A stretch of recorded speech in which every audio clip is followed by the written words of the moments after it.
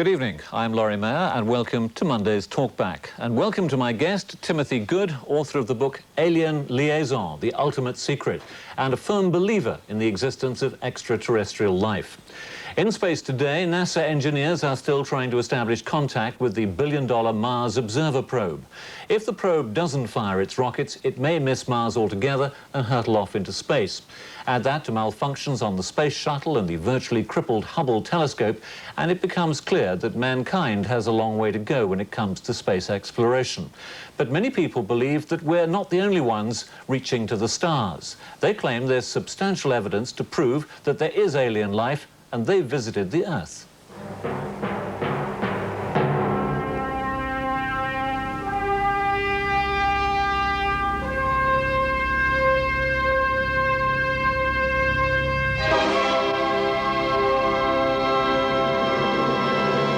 In 1962, the thought of man landing on the moon was so ridiculous that bookmakers offered odds of 1,000 to 1. Today, the chances of alien life being confirmed have fallen to just 33 to 1, and there are many who seriously believe we've already had visitors from outer space. It really did look like a very, very bright full moon in the sky. And coming down, I mean, you could visibly see it descending. It was just this object, total silence, not making any noise at all. It was then shaped like a half moon, really, girder structure, the undercarriage of it. And we stared at it. It was hovering 2 foot off the ground. Around the world, thousands of people belong to UFO societies, claiming to believe in their existence and in many cases to have seen them. But the official attitude is still one of skepticism or outright denial. Despite photos like these taken over Puerto Rico, defense departments don't admit to contact with UFOs, and that's led to claims of a cover-up. There's also a belief that technology from crashed spacecraft is being tested by humans. This video shows an impossibly high-speed object near a US testing range in the Nevada desert. But skeptics point out that UFO sightings change with popular science. They do become much more elaborate, and they do change with time, the types of UFOs that are seen. The current wave of UFO sightings, which is particularly popular around Europe, is to see triangular-shaped UFOs. And if aliens really are cruising the Earth, why don't they say hello? It seems a strange method of exploration. Can you imagine Captain Cook arriving at a South Sea island? He lands on the beach, he sees the inhabitants, and immediately leaves. But some people claim to have made more than a sighting. The recent film, Fire in the Sky, chronicled a true-life account of an American man allegedly abducted by aliens for experiments and then returned to Earth. Whether or not extraterrestrials have visited our planet, there's still the mathematical probability of life elsewhere. There are billions of suns like ours and billions more planets. How many of them might have the conditions to sustain life? Perhaps not as we know it. So, is there anybody out there? We'd like to know if you think there's life elsewhere in the universe and whether UFOs have already made contact with the Earth. Perhaps you've even seen one. Here are the numbers for you to ring: 0891 555595. That's 0891 555595. Or if you're calling from outside the UK, then dial your international access number followed by 4471 757 7095. 4471 757 7095. And a reminder that we're talking to Timothy Good, a UFO researcher who claims that extraterrestrials have visited the Earth. Good evening to you, Timothy. Good evening. We were hearing how the odds had shortened from 1,000 to 1 to 33 to 1. Mathematically speaking, you think it's odds-on, don't you, that there is life out there? Absolutely, yes. If you consider that our Milky Way galaxy alone consists of something like several billion stars, and even if a fraction of those stars have life which has developed, then the odds are some of them have been able to achieve space travel and to visit our solar system, and I'm absolutely convinced of it. Now, you've written enough books about it. Have you had personal sightings, close encounters of your own? Not close encounters, but I've had a few sightings. Unfortunately, they've all been of very distant objects, but the first was in 1963 over southeast London, a very convincing case. Photographs were taken. It was an object which appeared to be four-sided, in other words, a tetrahedral-shaped object, very large, about 400 feet in diameter, and it was absolutely stationary for several hours. And the last was in 1980. Again, there were numerous observers, Again, unfortunately, I saw it from a long way away, but video film was taken, and it was quite clearly an extraordinary object. But of course, many people say, don't they, that these things can be explained away. They're reflections or refractions at car lights or whatever. Well, of course, the majority of all UFO reports can be explained. That's absolutely correct, and here I agree with my critics.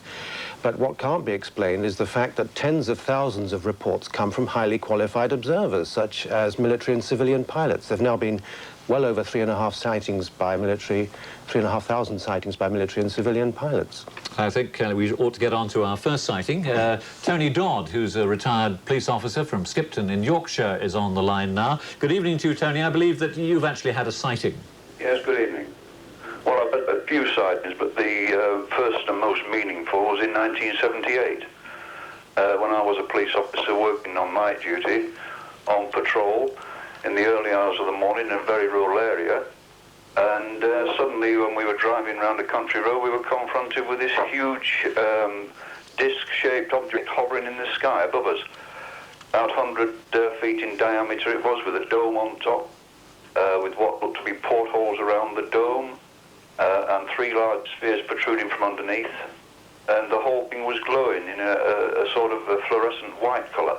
Did you just think you were seeing things, Tony? Well, I was absolutely staggered, to be totally honest, at the time. I was just more awe-inspired and stood there sort of silently watching it with my partner. And did you see any little green men? No, no. All I saw was what obviously was a constructed machine. It was obviously of a technology that was way beyond anything I'd ever seen before. And despite the huge size of this object, it didn't make a sound. Did you have any other sightings at all? I had another one a couple of years later. I used to keep my eye on the area where I saw the first one, just in case another one should turn up, and sure enough, a couple of years later, another one did turn up. And as it went above our heads, I actually flashed a light at it, and it turned around and came back to us. And on this occasion, it had the object, which was circular, had a long elliptical white light on the front of it, and it came back to our position, and the light changed its colour as if the intensity was being turned up and down, which I assume was to acknowledge our flashing light. An extraordinary experience for you, Tony. Have you ever met anybody else who's had a similar experience? I've met several people who've had confrontations with what they call alien piloted vehicles, yes. OK, let's turn now to Timothy. Do you think that that is a typical sort of sighting, the bright lights, the elliptical shape, all of that? It's a typical sighting by a highly reliable observer, and I think it's impressive that Tony Dodd had a police constable with him at the time, and there was another police car coming the other way which also saw the object. So obviously, if there's additional corroboration, it helps. How many of these sightings actually involve piloted vehicles? I mean, where people think they've actually seen somebody at the controls? Well, there have been hundreds of reported encounters with alleged aliens worldwide, and this has been going on for many, many years. Precisely how many, we don't know, but I would say several thousand certainly have been reported.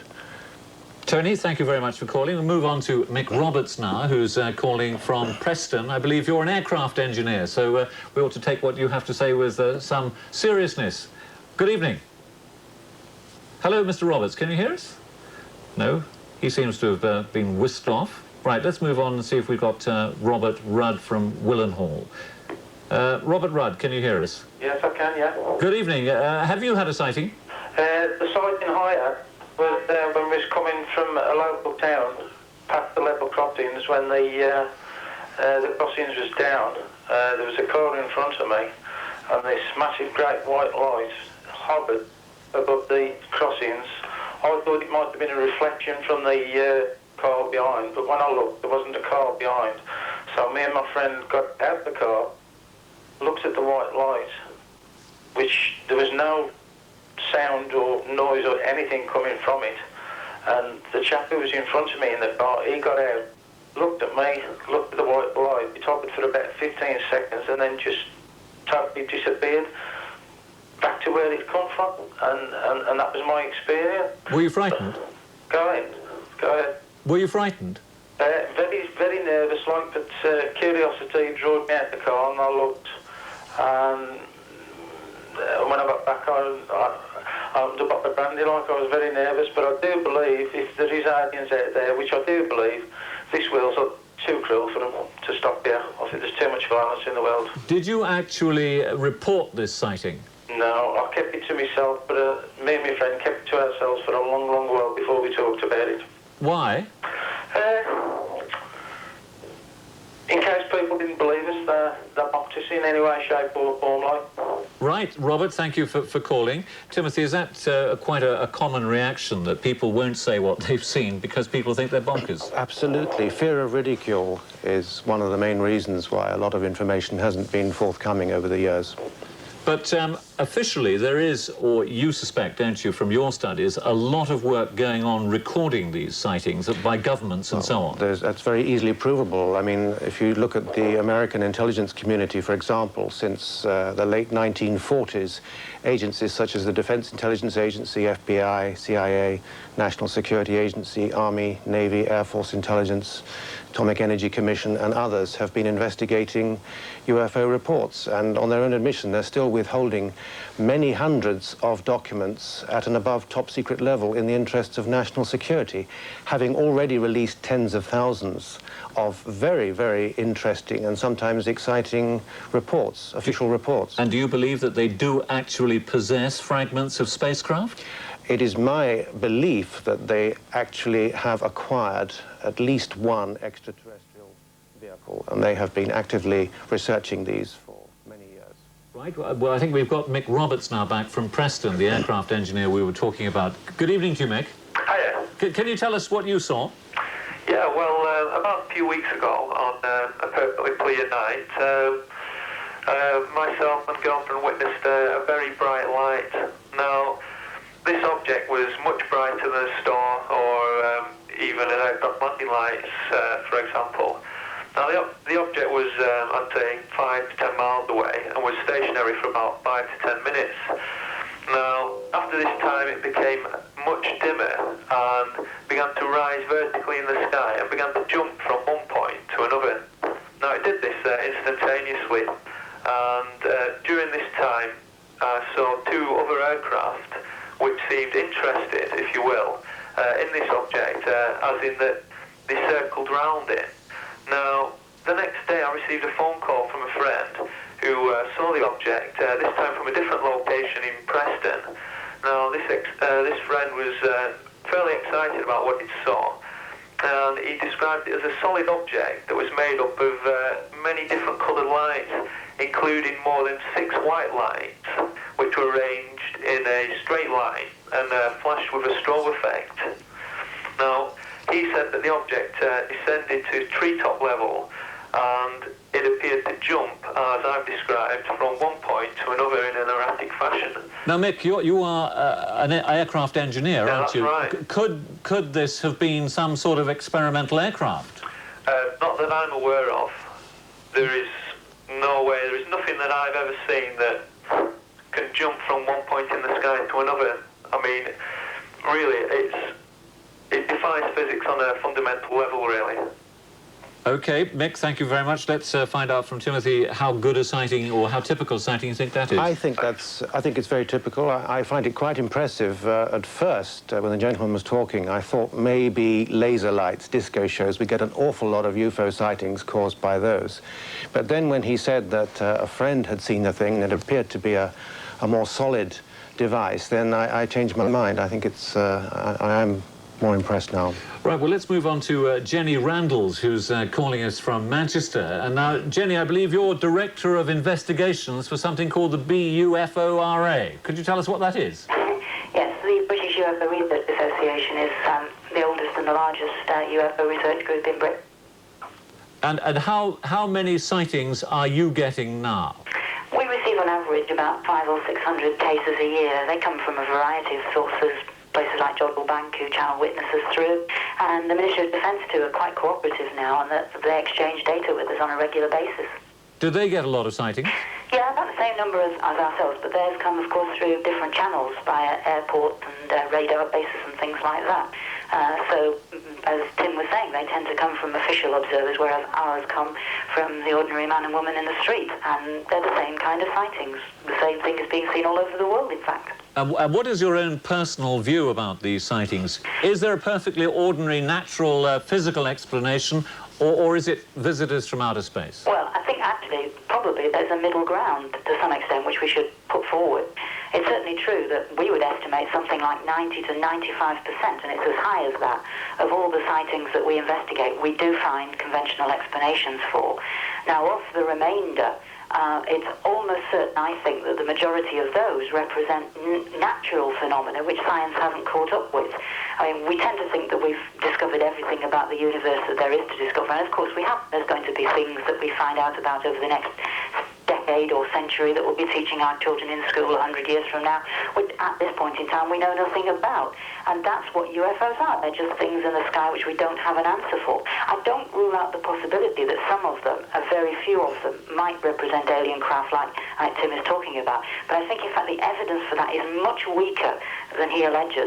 The evidence for the existence of UFOs is very strong, but you must get it out of your head that that means that the same thing as saying that the evidence for aliens is strong. UFOs and alien spacecraft are not synonymous terms. They don't mean the same thing.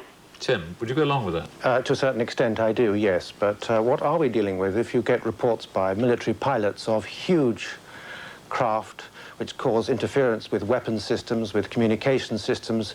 If you get a pilot, for example, a Japan Airlines jumbo jet pilot back in 1986 who described an object beside his jumbo which was twice the size of an aircraft carrier, which was tracked intermittently on radar at Anchorage.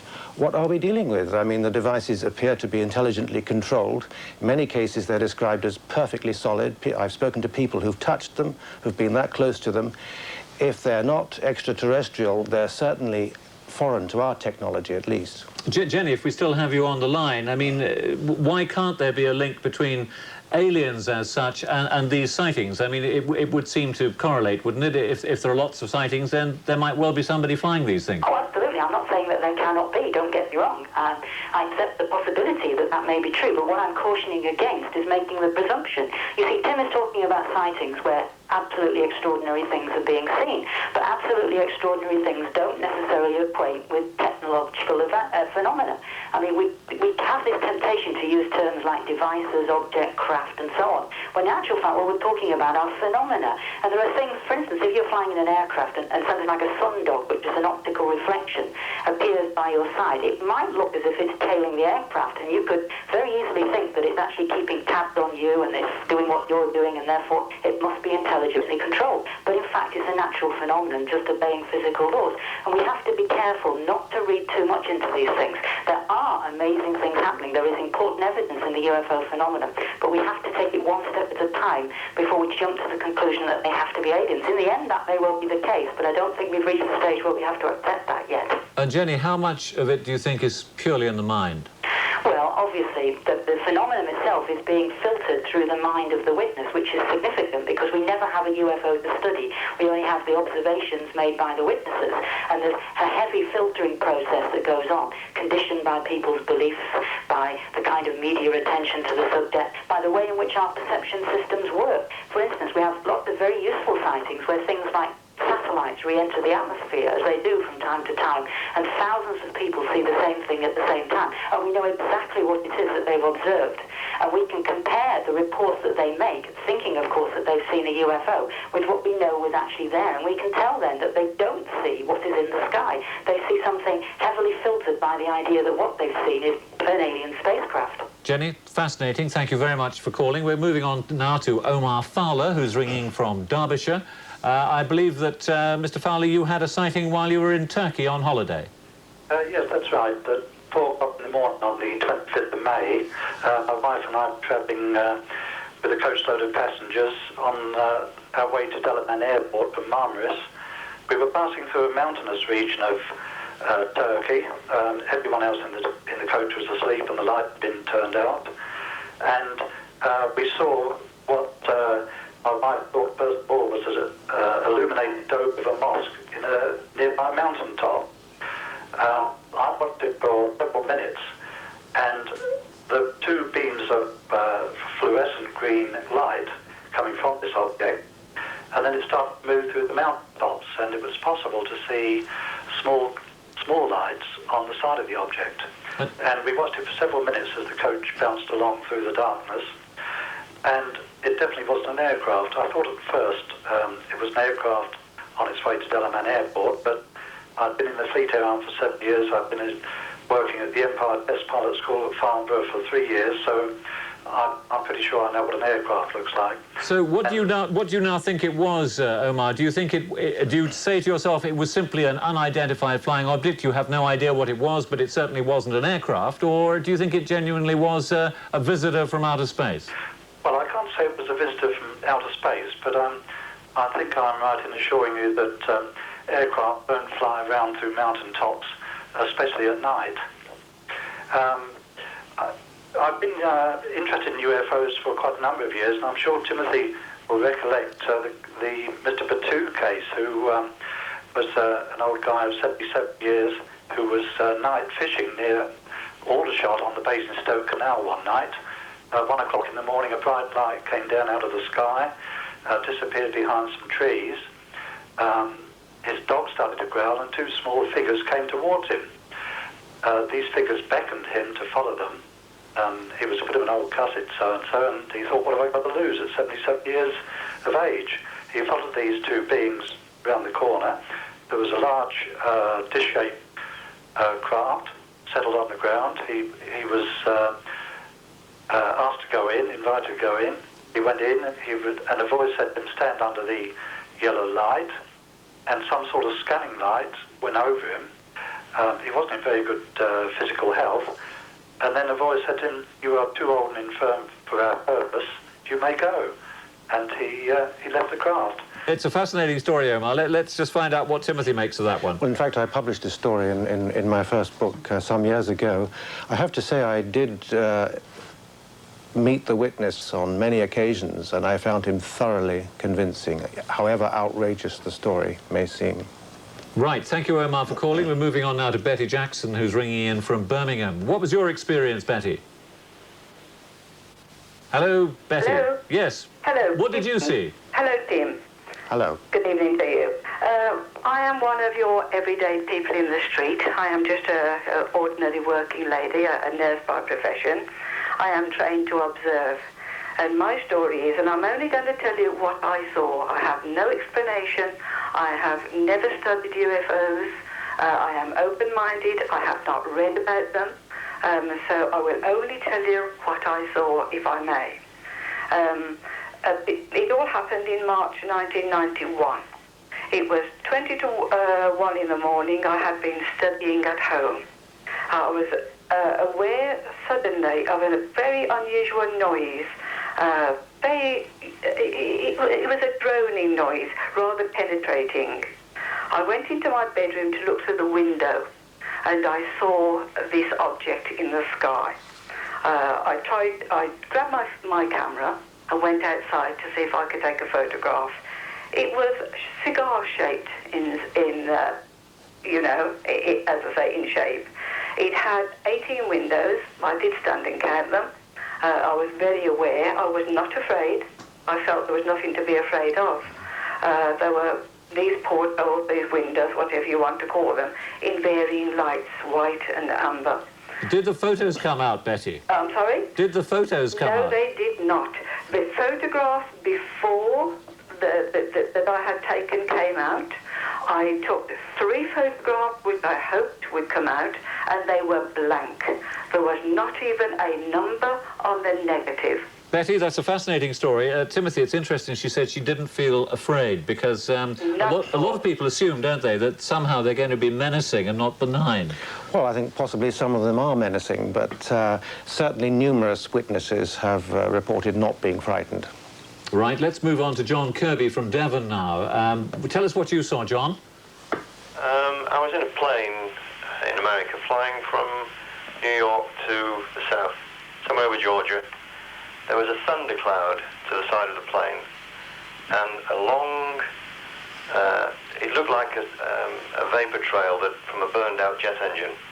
Very dark, long object, about 3/4 of a mile long, 50 or 60 feet in diameter. I was watching it for about 15, 20 seconds, and it rotated through about 30 degrees, moved off into the, this was in broad daylight, moved off into the distance and disappeared within the space of about 10, 15 seconds. It must have been travelling near the speed of light, if you calculate. Right, Stephen, thank you. I'll stop you there because we're running short of time, but a quick reaction to that one. A daytime sighting, they're fairly rare, aren't they, Timothy? Well, most sightings, I would say, are made in the night, but there's still thousands of sightings during daytime. But I find that an interesting sighting, certainly. Stephen Glassman from Colchester on the line. You've got about 30 seconds to tell us what you saw in Portsmouth. Okay, well, I was walking along the Lido in Portsmouth, and there's a brook runs along there. This was in 1954, and I saw a reflection in the water. I looked up, and there was this cigar-shaped light, and it sort of moved a few hundred yards along to my right, towards the main road, and I looked up and watched it, and then all of a sudden it moved off at a very fast speed. And you're convinced it was somebody from outer space, are you? Well, I'm not sure what it was, and I don't wish to speculate on it, but it was an unusual object. Right, Stephen, thank you very much. I must cut you short there, but Timothy, do you think that, just to wrap this up, that man has an innate need for there to be something out there? Possibly, yes, but I still think there really is an objective reality that we're dealing with, and this is recognised by many defence ministries and by several former presidents. Certainly, that's a fact, including Mikhail Gorbachev. Well, that's it. That's Talkback for today. Many thanks to our guest, Timothy Good. Thank you for joining us. Another Talkback at the same time tomorrow evening. Bye-bye.